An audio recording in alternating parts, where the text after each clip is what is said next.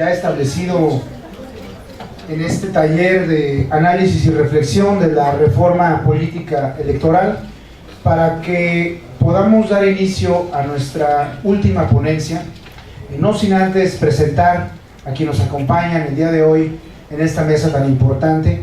Y bueno, en primer término, si me lo permite, diputada, vamos a presentar al maestro Virgilio Andrade Martínez, quien es licenciado en Derecho por el Instituto Tecnológico Autónomo de México, con maestría en Administración y Políticas Públicas en la Universidad de Columbia de Nueva York.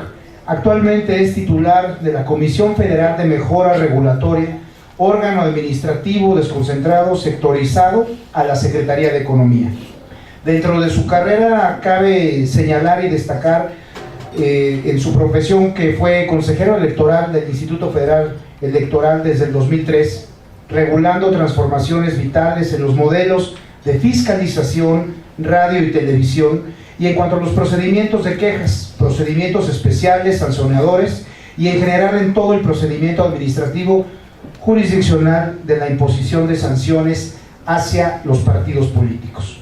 De igual forma, fue director general adjunto de promoción de la Financiera Rural hasta el año 2003, director general adjunto de análisis de legislación financiera en la Secretaría de Hacienda y Crédito Público, coordinador de asesores del oficial mayor en la Secretaría de Gobernación, ha sido asesor de gobiernos estatales, el Senado y la Cámara de Diputados.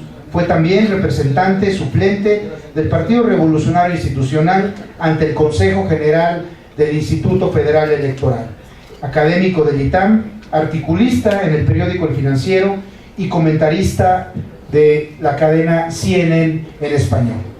Como bien lo pueden constatar, un currículum muy completo, en el cual, bueno, pues seguramente será una de las ponencias más interesantes del día de hoy y del día de mañana. Quiero también presentar a nuestra compañera diputada federal, a la diputada Mónica García de la Fuente, quien también es representante ante el Instituto Federal Electoral de los diputados y senadores del Partido Verde Ecologista de México, en el cual ella también cuenta con una trayectoria muy amplia y conocimiento en todo lo que tiene que ver con el Instituto Federal Electoral, con el sistema electoral y bueno, principalmente en lo enfocado a todo lo que tiene que ver con radio y televisión. Así que será la misma dinámica, el maestro expondrá, tendremos unas palabras después de nuestra compañera diputada y procederemos, dependiendo cómo andemos de tiempo, al número de preguntas y respuestas, respondiendo las inquietudes de todos ustedes. Maestro, bueno, pues bienvenido y adelante. Un fuerte aplauso para los dos, por favor.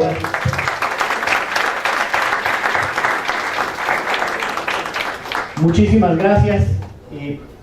Agradezco muchísimo al Partido Verde y por supuesto a nuestra diputada Mónica y al diputado Ricardo Astudillo que me hagan el favor de invitarme y de poder estar con ustedes para platicar de temas muy vinculados al asunto que estamos viviendo en este momento, que es el de la reforma político-electoral y concretamente el asunto del tribunal. Entonces, muchas felicidades en primer lugar por estar aquí y les agradezco de nuevo el tiempo que se están tomando para compartir estos minutos.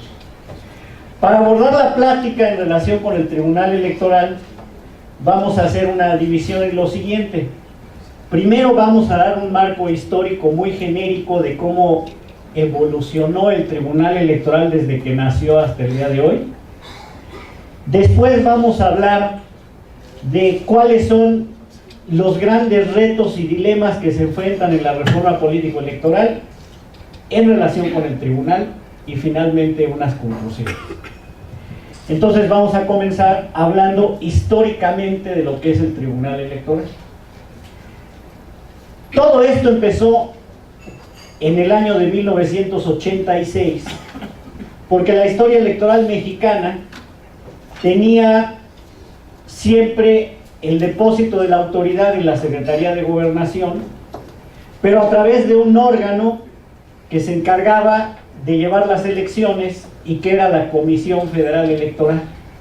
La Comisión Federal Electoral siempre estaba presidida por el secretario de Gobernación y estaban presentes los partidos políticos votando y las decisiones que se tomaban. Pero básicamente todo se veía en la organización de la elección.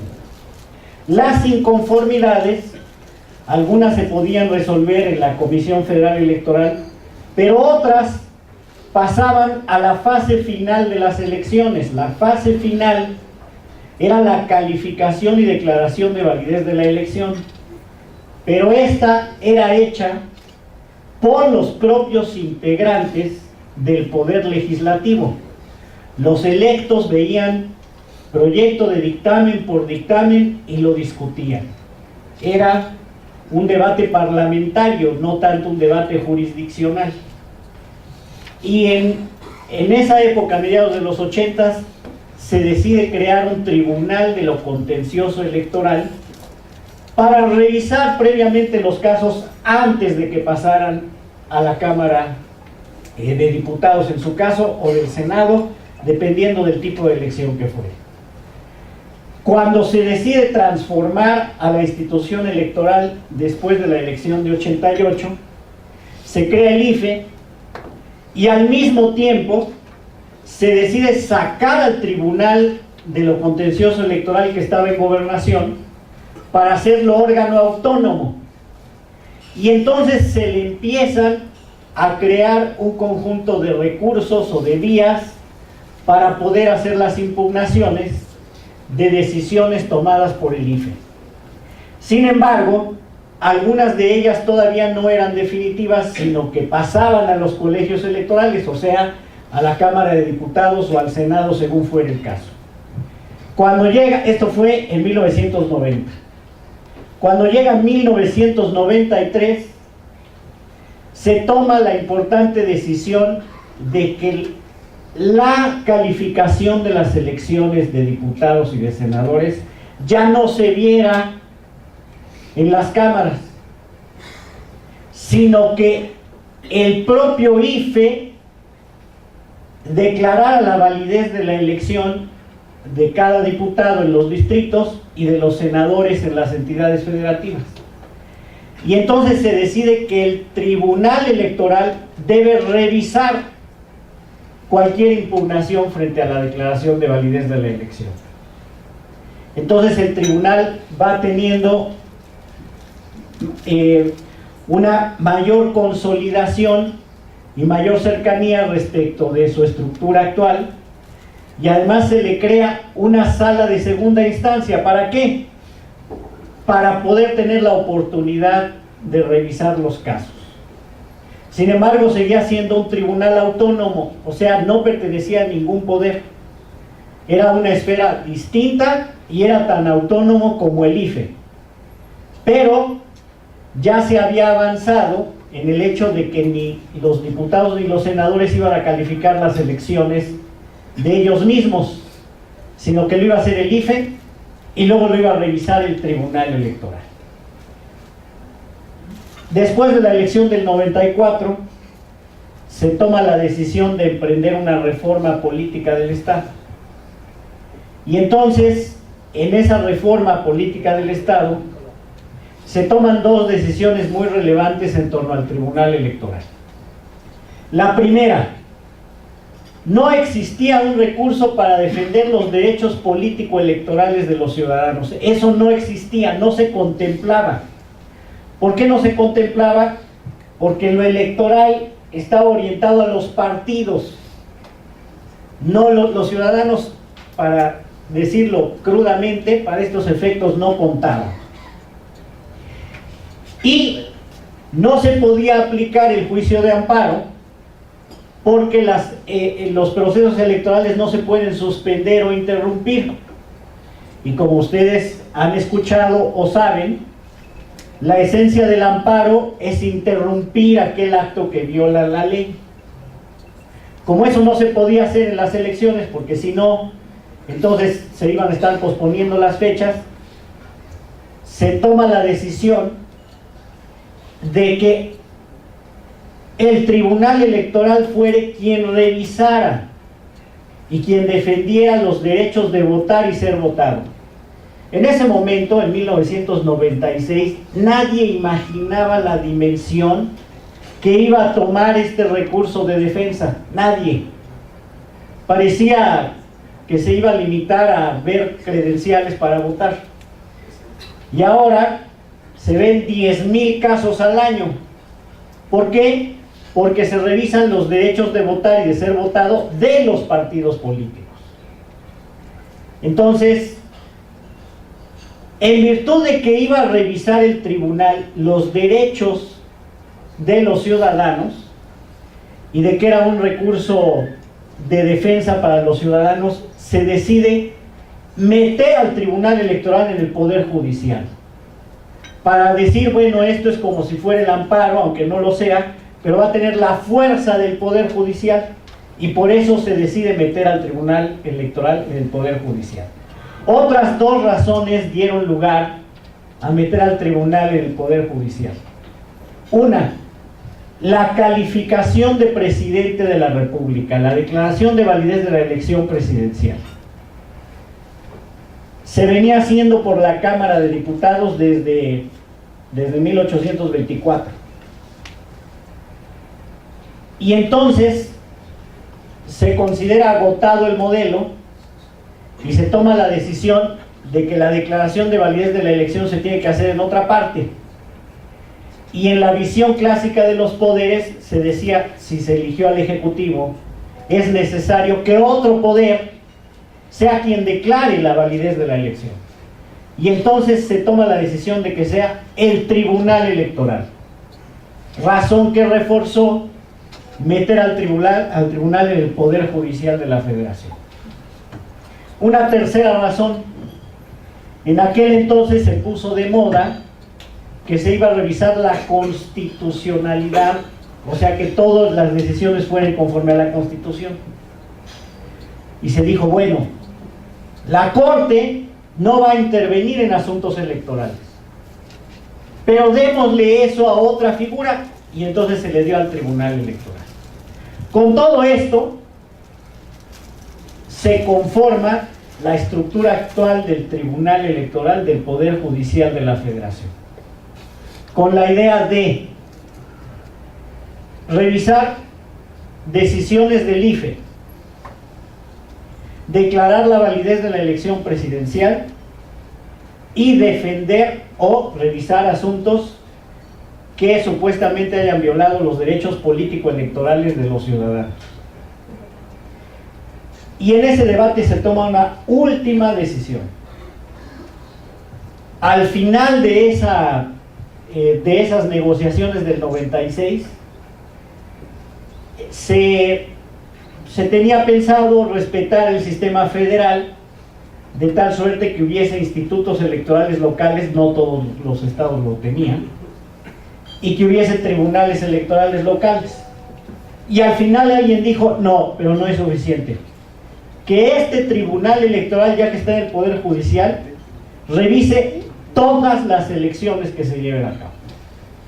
Y entonces el tribunal adquiere una fuerza que no estaba contemplada originalmente, y se le da también esta facultad de revisar lo que sucede en todas las entidades federativas y en cualquier elección.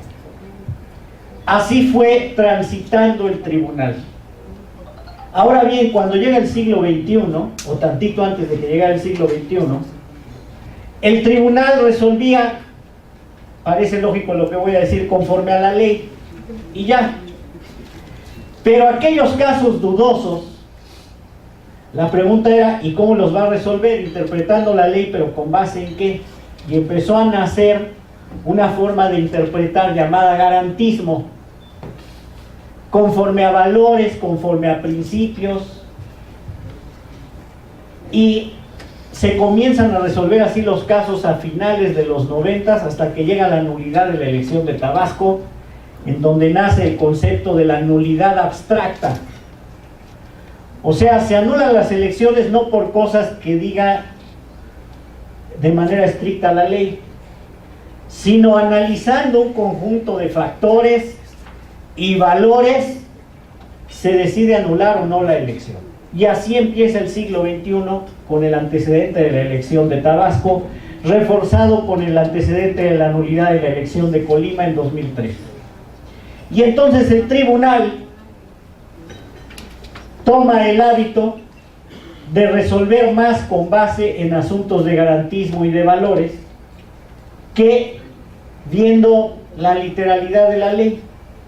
Y esto es muy importante porque entonces no necesariamente tienen que estar regulados en ley los fenómenos, sino que basta que haya una relación con valores para que se pueda interpretar si hay violación de principios, de grandes principios de ley o no. Y así fue transitando hasta llegar todo el conjunto de fenómenos de 2004, 2005 y 2006. ¿Qué fenómenos se vivieron? Asuntos internos de los partidos políticos, precampañas, intervención de gobernantes. Nada de esto estaba regulado. Pero bastaba que hubiese ese fenómeno para que alguien supusiera que había violación de ley, aunque no lo dijera. Entonces, la culminación de esto la hemos vivido en los últimos años, comenzando por la declaración de validez de la elección de 2006, en donde se llegan a señalar irregularidades en la declaración de validez. Se quedan como banderillas las irregularidades, pero eso sí, se declara válida la elección 2006. Con ese precedente se pretendió en el 2007 poner en la Constitución que el tribunal solo iba a resolver con base en lo que dijeran las leyes, pero obviamente la dinámica que tiene el tribunal y que tienen los casos necesariamente le llevan a resolver con base en valores y con base en principios o en grandes principios constitucionales. Derivado de este tránsito pasa la elección de 2012 y ahora una situación adicional que les pongo en el contexto antes de pasar a los dilemas. Una de las grandes preguntas siempre ha sido ¿quién debe resolver los conflictos entre los partidos? Y en principio, a principios de los 90 se dijo, bueno, el IFE va a dar su interpretación, pero se la va a pasar al tribunal para que el tribunal sancione. Sin embargo, desde 1996 no es el caso. Desde 96 a la fecha, el IFE aplica sanciones, resuelve los conflictos entre los partidos y aplica sanciones y los revisa el tribunal. Esto es muy importante porque el arbitraje de la elección, materialmente hablando, sí había recaído en el IFE desde el 96 a la fecha. Todos los grandes casos siempre pasan por el IFE primero. En el 2007 incluso se dijo, bueno, si pasan a nivel regional es el IFE, pero los institutos electorales locales los que van a sancionar. A ese grado llegó y luego revisa el tribunal. Bueno, ese es el modelo actual. Entonces, para resumir, en el modelo actual tenemos a un tribunal que está en el Poder Judicial de la Federación, que revisa las decisiones del IFE, que resuelve asuntos de derechos político-electorales de los ciudadanos y que declara la validez de la elección presidencial y revisa la declaración de validez de diputados y de senadores. En esencia, eso hace el tribunal, más la revisión de lo que pasa en elecciones estatales y municipales. Y en este modelo, los conflictos entre los partidos durante las elecciones federales van siendo resueltos por el IFE a través del sistema de quejas y denuncias. Y el IFE es el que aplica y determina las sanciones para los partidos. Y como ustedes saben bien, desde 2007 también para la radio y la televisión. E incluso para privados, porque tampoco estaba contemplado lo de los privados antes del 2007. En este contexto, ¿qué se está planteando ahora? En el debate político-electoral. Primer punto, ¿debe el IFE seguir siendo el sancionador de los partidos o debe pasar directo al tribunal? Este punto es muy relevante,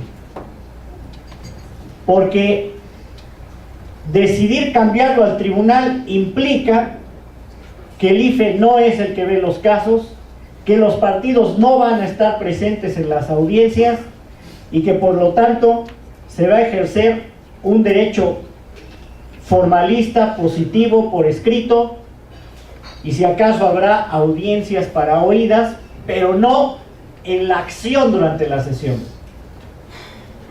Y será la sala superior y las salas regionales quienes lo hagan de acuerdo a cómo los legisladores decidan distribuir esa carga. Entonces aquí nos vamos a enfrentar respecto del tema de hoy, que es el Tribunal Electoral frente a la reforma de 2007, un primer dilema. Existe una corriente dominante de personas que han estado inmersos en el derecho electoral que consideran que no debe el IFE ya sancionar, sino que debe ser el tribunal. Incluso hay quienes dicen que el tribunal debe tener facultades hasta para denunciar irregularidades o iniciar, digamos, procesos de sanción por irregularidades que detecte de pronto. Entonces aquí hay un primer elemento importante y la pregunta se las dejo y con eso se entiende. ¿Debe terminar el sistema sancionador por parte del IFE y pasar al tribunal, o debe conservarse el sistema actual? Primer dilema. Segundo dilema muy importante: el dilema de las nulidades de la elección presidencial. Vámonos concreto con eso. En el 96 se discutió y se tomó la decisión de no hablar específicamente de nulidad de la elección presidencial. Pasó el dictamen de 2000, pero ya en el dictamen de 2006 se presentaron un conjunto de argumentaciones para impulsar la nulidad de la elección, sustentado ¿en qué? En el antecedente de la nulidad abstracta que el Tribunal Electoral había aplicado para elecciones de gobernador. Llega el 2007 y les reitero, se intenta acotar la función para decir nulidades en general solo si se violan hechos que están en ley.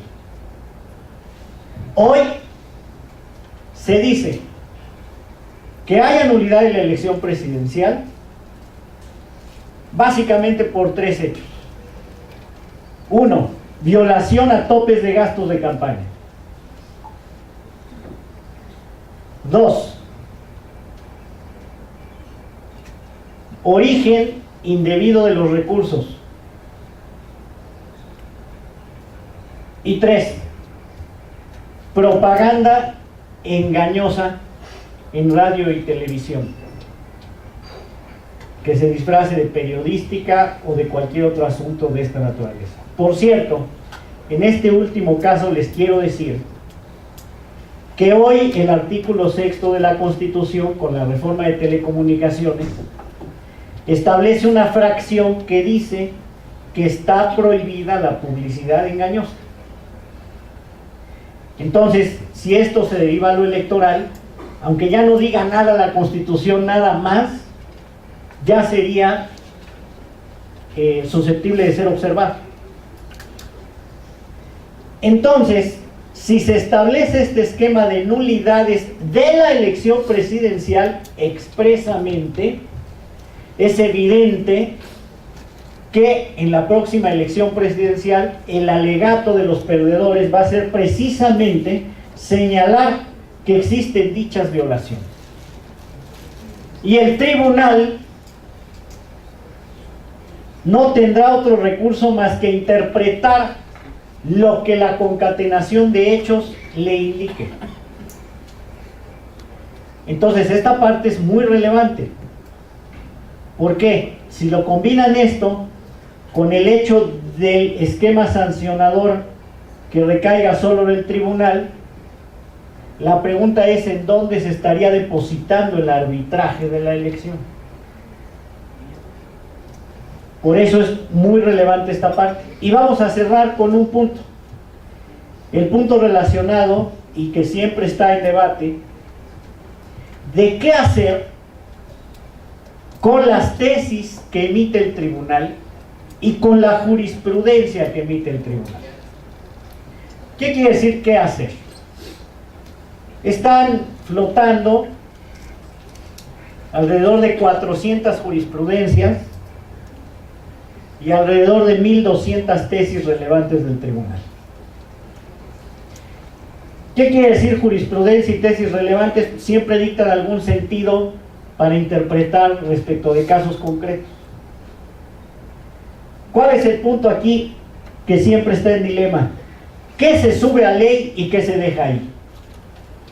La pregunta es, en esta reforma electoral, ¿habrá interés en recuperar la tradición formal y subir algunos de estos aspectos a ley? ¿O ya pasó a segundo plano, ya no importa tanto lo que diga la ley, porque finalmente se sobreentiende que hay precedentes, que la jurisprudencia es obligatoria y que por lo tanto no necesitamos de mayores formalismos? Total, todo el mundo ya lo entiende, y como el tribunal de todas maneras va a interpretar, entonces podría llegar a ser un ejercicio inútil tratar de subir a ley lo que está ya en tesis y lo que está en jurisprudencia. Es más, algunos dirían, está hasta peor, porque finalmente si es tesis puede haber cierto juego de cambiar criterio. En las jurisprudencias no, pero aún en las jurisprudencias cabría alguna interpretación. Último tema para cerrar. Si el Instituto Nacional, si el IFE va a ceder cierta soberanía, o más bien va a absorber cierta soberanía de los institutos electorales locales para transformarse en Instituto Nacional de Elecciones, la pregunta es, ¿y qué va a pasar con los tribunales locales electorales? ¿Va a haber espejo? ¿No va a haber espejo? ¿Van a permanecer? Porque pueden pasar tres cuestiones. Una, que los tribunales electorales locales sobrevivan y siga el mismo modelo. Total, el tribunal electoral ya revisa lo que pasa en las elecciones locales y municipales. Dos, bueno, que los tribunales electorales locales sí existan, pero que tenga la mano del tribunal electoral del Poder Judicial en alguna situación, en algún mecanismo, quizá atracciones. Esa es una zona gris que a mi juicio no se ha discutido, no se ha puesto en la mesa, pero que sí, por lo menos, habría que preguntárselo, no porque tenga que haber necesariamente un espejo entre lo que va a pasar con los institutos y con el tribunal, pero sí es una pregunta que nace de la lógica, de la forma como se está abordando el modelo electoral. No parece haber mayor debate respecto de cómo se van a integrar las salas, aunque se discute que tiene que ser más transparente. Entonces se habla de amplia consulta en la sociedad, como en el caso del IFE. Se habla de que probablemente, como va a cambiar de régimen, habría que cambiar de magistrados o no. Son debates que todavía permanecen y que todavía están oscuros, aunque lo más relevante, a mi juicio, es ver el asunto del modelo. Entonces, en conclusión, esta reforma electoral sí tiene incidencia directa en el papel que el tribunal vaya a jugar, aunque no le cambien la estructura ni la integración.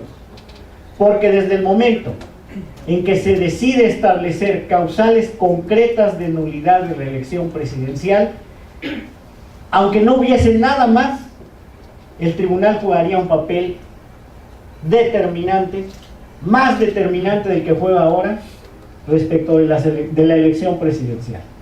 Y Si a eso agregamos la pretensión de que sea el sancionador y no solamente el que revise las sanciones, podríamos entonces sí ya estar hablando de otro modelo que ha desplazado al IFE de ser el árbitro electoral y mandarlo todo al Poder Judicial a través del tribunal. Con esto en lo particular terminaría la reseña específica de lo que a mi juicio es lo más relevante que ustedes se lleven para sus prácticas que hagan dentro del partido y en sus propias entidades federativas y funciones. Muchas gracias.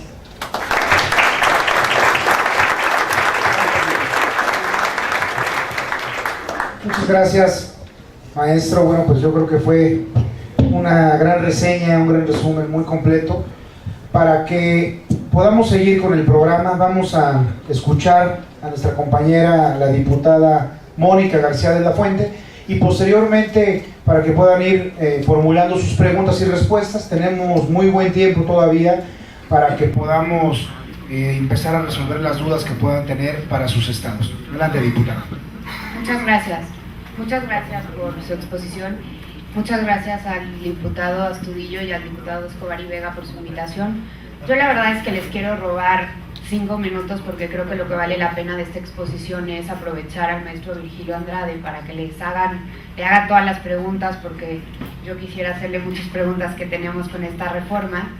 Entonces yo les quiero hablar rapidísimo de la experiencia que yo tengo desde la representación del Verde en el IFE y que estoy segura que ustedes padecen en sus estados con el tribunal y los criterios que han sacado últimamente, con todas las resoluciones que sacan y de que de repente nos sorprenden un poco, ¿no? Supongo que a ustedes les pasa ya también. Porque creo que esto de los procedimientos especiales sancionadores, del cual ya nos habló el maestro Virgilio Andrade, es a mí lo que más me preocupa y de lo que yo les quiero platicar de la fuente más fidedigna que tengo, que es Radio Pasillo. Porque sí, es lo que más cercano tenemos de la información, que es que la semana, pues ya mañana y en esta semana se dictamina la reforma electoral en el Senado y a más tardar la tendremos pues ya en diputados la que entra. Entonces pues ya queda poco para saber exactamente qué es lo que viene. Y de lo que se habla es que en efecto los procedimientos especiales sancionadores se van al tribunal. Y a mí la verdad es que esto me preocupa porque lo que hemos visto con los procedimientos especiales sancionadores es que fue un aprendizaje largo para el propio Consejo, para los partidos y para todos los que fuimos candidatos en los estados. Esto del procedimiento especial sancionador expedito de 5 días, bueno, creo que nadie lo vio resuelto en 5 días. Esto de las medidas cautelares fue un aprendizaje largo y tortuoso para todos los que los vivimos. Esto de la propaganda, que si era en radio y televisión era fija, era que si el ámbito geográfico o no. Esto de armar los expedientes en el IFE, la investigación, el monitoreo, que si servía, que si no servía, todo ese armado del expediente, las audiencias, los partidos involucrados, los candidatos que si venían, que si se hacía un show en el propio IFE, todo esto pasarlo al tribunal, bueno, ahí esto no se ha discutido, yo no he oído absolutamente a nadie, a expertos hablar de este tema. Todo ha estado concentrado en el INE, en la transformación de los institutos, pero del tribunal y de cómo va a ser esta transformación, no he oído absolutamente a nadie que nos diga cómo va a pasar, qué van a ser las medidas cautelares, dónde los estados cómo van a resolver, que si la barda azul pintada medio de amarillo, cómo se va a resolver. Yo no he oído absolutamente nada. Si esto fue complicado durante todo este tiempo verlo en los consejos, ahora no me imagino cómo va a ser en el tribunal. Entonces, todo este tema creo que, si me lo preguntan a mí, que estuve ahí viéndolo en el Verde, se fue complicado. Ahora, tras pasarlo al tribunal, me parece que todavía faltaría mucha discusión, pero por lo visto, pues mañana y la semana que entra quedará resuelto ya en el Congreso. No sabemos cómo, pero pues bueno, estas son las preguntas que habrá que nuevamente tener una curva de aprendizaje cuando se supone que eran temas que pues ya teníamos un camino andado, ¿no? Esta es una de las cosas que creo que falta mucho por ver cómo se va a resolver. La comisión de quejas fue algo que también estuvo muy complicado, las medidas cautelares eran temas que ustedes también yo creo que padecieron de si se viene para acá. Incluso el IFE, el tribunal tuvo que resolver quién tenía la competencia, si eran en los estados, si era acá, creo que también hubo ya criterios que se tuvieron que resolver. El propio tribunal, me acuerdo, no sé si ustedes recuerdan, cuando tenían que sacar boletines corrigiendo lo que quisieron decir en la sentencia, porque ni ellos mismos entendían. Y este tema de los criterios tan subjetivos que ustedes seguro, creo que padecimos todos de... Lo que quiso decir el tribunal es que si sale más de una vez, pero menos de 4, pero más de 3, y si solo repite que está bonito, pero no precioso, sí es propaganda indebida, pero no tanto. Todos estos criterios que no han sido del todo claros y objetivos, los hemos padecido creo que todos en nuestros estados, y ahora que van a tener todavía más ellos el control armando el expediente, pues a mí sí me preocupa y no sé cómo se va a resolver ahora que los partidos no van a poder ir ahí a ofrecer sus argumentos como por lo menos lo podíamos ir a hacer en el INE. Entonces esta parte a mí sí es la que más me preocupa de todo lo que se oye, que parece que viene esta semana en el Senado ya como armado en el dictamen. Entonces esta parte que nos toca en esta mesa, que sé que ustedes ya llevan aquí todo el día, seguro ustedes ya tienen más claro de todo después de toda esta mañana aquí oyendo el taller que nos organizó el diputado Astudillo, pero sí me parece que es muy oportuno. Y pues a mí esta parte que me toca ver en el Verde, que me toca estar viviendo todos los días en el comité de radio, en la representación ahí en el Consejo General del IFE, me parece que va a estar complicada y vamos a tener que tener otro proceso de aprendizaje junto con los magistrados y pues los consejeros que vienen, y me parece que no va a estar tan divertido como se espera. Yo les dejo al maestro Virgilio para que le hagan todas las preguntas que quieran, porque creo que es ahora o nunca, porque mañana parece que en el Senado avanzamos a las 9 de la mañana con este tema. Muchas gracias. Muchas gracias, Mónica. Bueno, maestro, pues le pasamos las preguntas aquí de algunos estados, de Aguascalientes, por acá vienen otros más. Yo creo que sí, se las puedes leer, diputados, fueras tan amable para que las puedan contestar ampliamente. Como quieras, las preguntas concretas son 3 preguntas ahorita en la primera serie. La primera sería, en su opinión, ¿cómo debe resolver el tribunal un conflicto de legalidad y derechos humanos? Déjenme ver si esto aquí. Y la segunda es, ¿el tribunal debe garantizar los derechos de los ciudadanos de oficio? Esta es Alejandrina Vergara, de Aguascalientes. Justamente es el debate que siempre hay en el derecho. ¿Qué es lo que se impone más? Si la legalidad o los derechos humanos, pero con base en lo que tenemos dentro del artículo 1 de la Constitución, se va imponiendo la filosofía de defender los asuntos vinculados con los derechos humanos y por lo tanto todos los principios que estén más directamente relacionados con los derechos político-electorales de votar y ser votados serán protegidos en prioridad a lo que venga de las condiciones de legalidad, más si se trata de situaciones de legalidad procedimental.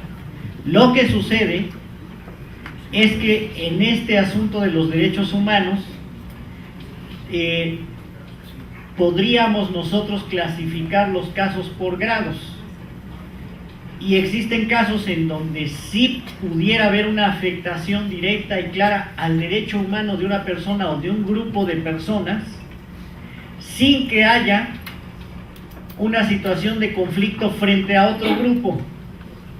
Pero puede haber situaciones, como son las situaciones límite de los resultados electorales, y que incluso se alegó en el debate de 2012, en el que los derechos humanos de los ciudadanos que acaban de votar puede considerarse que tiene más valor para efectos de equidad y de la representatividad que otro tipo de situaciones. Entonces también habría una ponderación, pero en resumen yo diría sí, los derechos humanos pesan más que otras situaciones de legalidad en primer lugar, y en segundo lugar tendríamos que ver casos concretos para ver en derechos humanos cuáles son el tipo de conflicto y qué tipo de valores tutelados valen más unos respecto de otros. Es en términos relativos, a mi juicio, como se ve. Último comentario. Debemos recordar que incluso ya la Corte estableció que en materia de derechos humanos deben los tribunales considerar las restricciones que la propia Constitución ha establecido. Esto es muy relevante, porque no es tan abierto como se esperaba inicialmente. Inicialmente se pensaba que si los tratados internacionales tenían cierta orientación, estaban por encima de la Constitución. La Corte acaba de establecer que, en efecto, se protegen los derechos humanos como prioridad, pero es necesario analizar si la Constitución estableció restricciones a dichos derechos. Y ahí es en donde el caso concreto debiera tener algún eco. Otra pregunta es, con el cambio del IFE por el INEM, ¿cambiaría el COFIPE y con ello las sanciones del tribunal? Es un dilema, se ha escuchado, no se ha decidido. Si se mantiene, de entrada tiene que cambiar casi toda la estructura del COFIPE, pero vamos a decirlo, en términos de modelo no tendría por qué haber gran cambio si el INE mantiene el sistema sancionador en sus manos.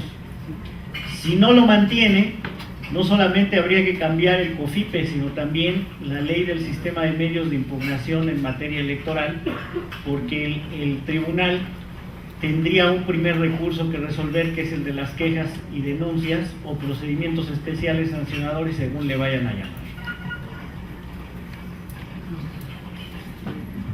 Desde su perspectiva, ¿cuáles serían los criterios que podría adoptar el tribunal a efecto de resolver la nulidad de una elección, especialmente una elección presidencial? A mi juicio reiteraría el tipo de criterios que ha venido dilucidando en cada declaración de validez, en particular 2006 y 2012, vinculados con principio de equidad, y otro que se está discutiendo es el principio de determinancia, si es que la falta es determinante para el resultado de la elección. Y si le agregamos los tres supuestos concretos, entonces ya tenemos el modelo que va a usar el tribunal en la declaración de validez de 2018, totalmente dibujado. ¿Qué es lo que va a decir? Bueno, si las causales de nulidad se materializaron o no y de qué manera, pero después si fue determinante para el resultado de la elección. Así es como razonaría el tribunal electoral, más otras cuestiones circunstanciales que se puedan presentar de procedimiento. Por ejemplo, en la elección, en esta de 2012, un elemento fundamental fue la valoración de las pruebas. En virtud de que no hubo contundencia de pruebas, el tribunal siguió el camino de declarar la validez de la elección presidencial. Estos son los elementos que estarían alrededor. Ya no tenemos más preguntas. ¿Alguien se quedó por ahí con alguna duda? Voy a aprovechar yo para hacer mi pregunta. Bueno, una y ya. Muchas gracias. ¿El tribunal determinaría si se sancionaría o no a un partido a nivel local o federal? Desde una perspectiva de partido, como un solo sujeto, dividir sanciones dependiendo de la responsabilidad. Es muy buena pregunta. Seguramente en principio empezaría en crudo a sancionarse al partido en su conjunto y después probablemente se irían desglosando criterios. Si el modelo sancionador recae en el tribunal, es lógico pensar que las salas regionales serían quienes aplicarían las primeras sanciones si se trata de asuntos de carácter local. Obviamente señalarían al partido, a pesar de que fuera un partido nacional, tendría que pagar por la sanción. Además, ya todo el sistema estaría refederalizado, pero en el sentido contrario, o sea, todo centralizado. Entonces, ese sería el modelo. No, es que justo mi pregunta tenía que ver con eso, que cómo verías tú esta parte del procedimiento administrativo sancionador, esta parte de extraordinarios y sancionadores desde la perspectiva que se fuera todo al tribunal. ¿Cómo verías tú su funcionamiento? ¿Cómo te imaginas la distribución? Yo creo que más o menos sería así. La queja se presenta, sí se presentaría ante el INE. Cualquier queja se presenta ante el INE. El INE lo que haría, dado el caso, se va a tomar el modelo anterior al 96, integra el expediente y lo manda al tribunal. Y el tribunal continúa con la integración del expediente, primero en las salas regionales, y ya que lo integró, entonces formula todo el derecho procesal que ustedes conocen muy bien. Probablemente abran audiencias, pero de estas que ya existen, de oídas, sin nada más formal, sin nada más. No habría la flexibilidad que hay en el IFE para poder escuchar de manera más directa. Sería mucho más formal, mucho más ortodoxo, mucho más complejo. Y las salas regionales aplicarían la sanción y esas sanciones serían revisables por la sala superior, porque tampoco se puede romper el principio de las instancias. Entonces, para dar lugar a lo que se llama caducidad de la instancia, tendría que ser la sala regional interviniendo y la sala superior aplicando. Así es como percibiría que funcionaría en la lógica. Pueden llegar a pasar algunos fenómenos, los imagino así en escenarios extremos, como por ejemplo que el tribunal decida auxiliarse a veces del INE para algún alegato, algún argumento, o que devuelva el expediente y entonces gane tiempo. Eso sí va a terminar pasando. Hoy devuelve los expedientes para sancionar. Mañana, si el sistema sancionado se confirma que lo va a llevar el tribunal, también va a devolver expedientes. Razón verdadera para ganar tiempo, razón formal para que le reintegren más elementos. Así me lo imagino. Muchas gracias, maestro. Bueno, si nadie más tiene alguna otra pregunta, alguna experiencia que hayan vivido en sus estados o algún caso que quieran conocer en este tema tan importante de fiscalización. Si nadie más, bueno, pues vamos a dar por concluida esta ponencia, no sin antes brindarles un fuerte aplauso a nuestro maestro y a la diputada Mónica García de la Fuente.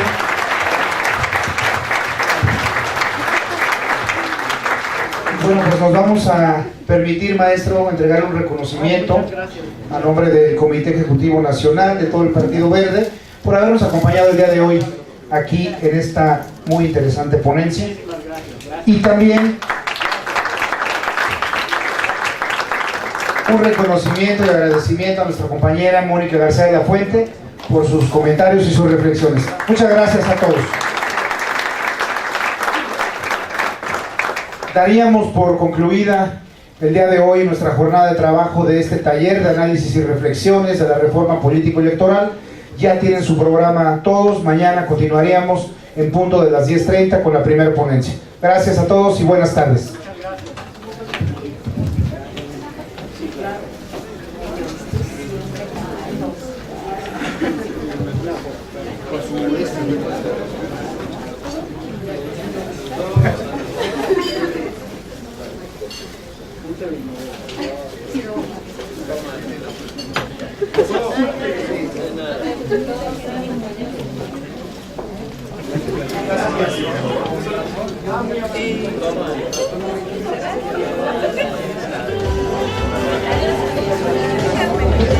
Gracias.